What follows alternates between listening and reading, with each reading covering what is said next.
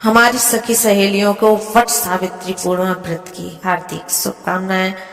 सखी सहेलियों, आज हम आपको बताने वाले हैं कि वट सावित्री पूर्णिमा कब मनाई जाएगी और क्या रहेगी इसकी सही तिथि, डेट और क्या करना है, पूजन विधि क्या है और कौन से काम नहीं करने चाहिए हमें।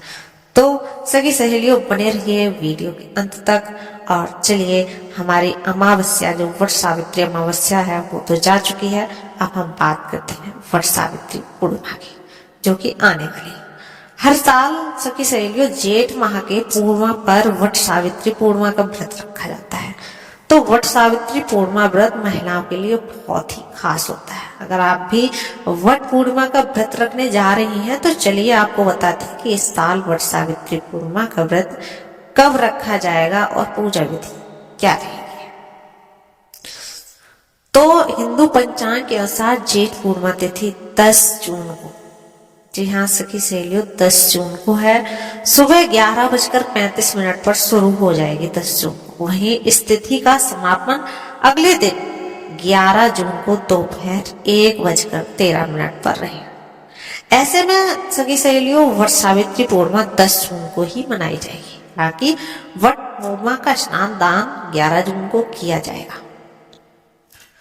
तो दोस्तों, ये तो हो गई शुभ मुहूर्त की बात कि कब से कब तक है तिथि की बात। अब बात करते हैं कि वट सावित्री पूर्णिमा मनाई क्यों जाती है। तो धार्मिक मान्यता के अनुसार इस दिन सावित्री ने अपने पति सत्यवान को यमराज के प्रकोप से जीवित कराया था।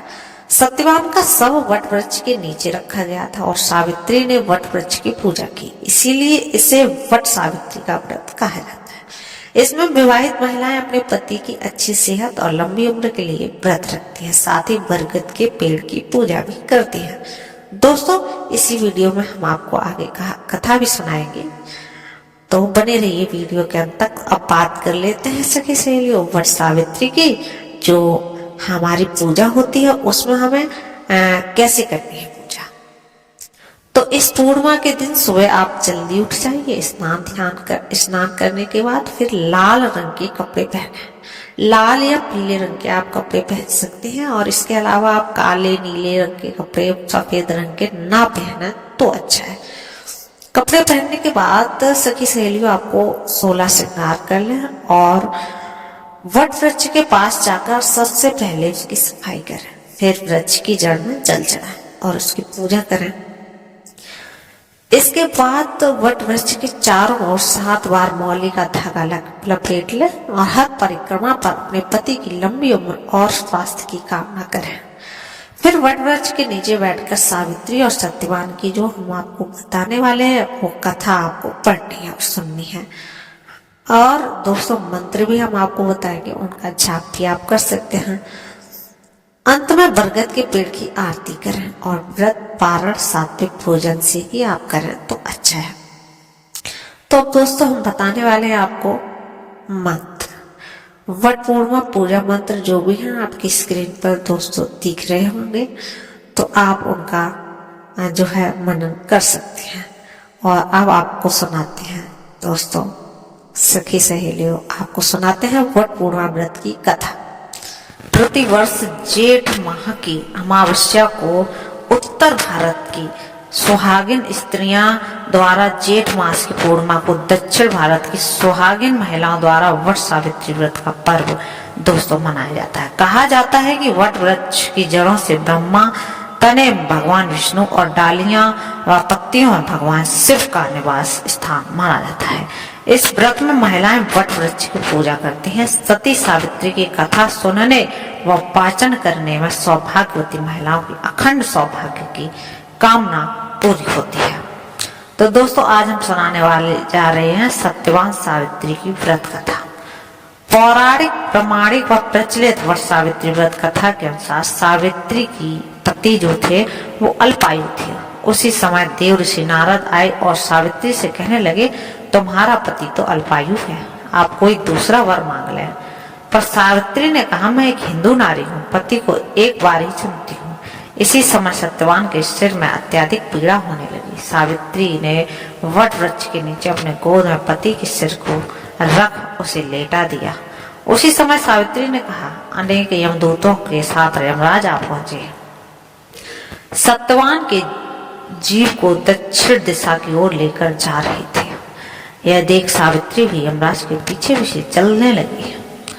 उन्हें आता देख यमराज ने कहा कि हे पतिव्रता नारी, पृथ्वी तक ही पत्नी अपने पति का साथ देती है, अब तुम वापस लौट जाओ। इस बात पर सावित्री ने कहा, जहां मेरे पति रहेंगे मुझे उनके साथ ही रहना है, यही मेरा पत्नी धर्म है। सावित्री के मुख से यह सुन यमराज बड़े प्रसन्न हुए। उन्होंने सावित्री को वर मांगने को कहा और बोले, मैं तुम्हें 3 वर देता हूँ, बोलो तुम कौन कौन से 3 वर लोगी। तब सावित्री ने सास ससुर के लिए नेत्र ज्योति मांगी, ससुर का खोया हुआ राज्य वापस मांगा और अपने पति सत्यवान के 100 पुत्रों की मां बनने का वरदान मांग लिया। सावित्री के यह तीनों वरदान सुनने के बाद यमराज ने उसे आशीर्वाद दिया और कहा, तथास्तु ऐसा ही होगा। सावित्री पुनः उसी वट वृक्ष के पास लौट आई जहाँ सत्यवान मृत पड़ा था। सत्यवान के मृत शरीर में फिर से संचार हुआ। इस प्रकार सावित्री ने अपने पतिव्रता व्रत के प्रभाव से न केवल अपने पति को पुनः जीवित करवाया, बल्कि सास ससुर के नेत्र ज्योति भी प्रदान करते हुए उनके ससुर को खोया हुआ राज्य फिर से दिलवाया। तभी से वट सावित्री अमावस्या और वट सावित्री पूर्णिमा के दिन वट वृक्ष का पूजन अर्चना किया जाता है। यह व्रत करने से सौभाग्यशाली महिलाओं की मनोकामना पूर्ण होती है और उनका सौभाग्य अखंड रहता है। सावित्री ने पतिव्रता धर्म की कथा का सार यह है कि एक निष्ठ पति परायणा स्त्रियां अपने पति को सभी दुख और कष्टों से दूर रखने में समर्थ होती हैं। जिस प्रकार पतिव्रता धर्म के बल से ही सावित्री ने अपने पति सत्यवान को यमराज के बंधन से छुड़ा लिया था, इतना ही नहीं, खोया हुआ राज्य तथा अंधे सास ससुर की नेत्र ज्योति भी वापस दिला ली। उसी प्रकार महिलाओं को अपना गुरु केवल पति को ही मानना चाहिए। गुरु दीक्षा के चक्कर में इधर उधर नहीं भटकना चाहिए।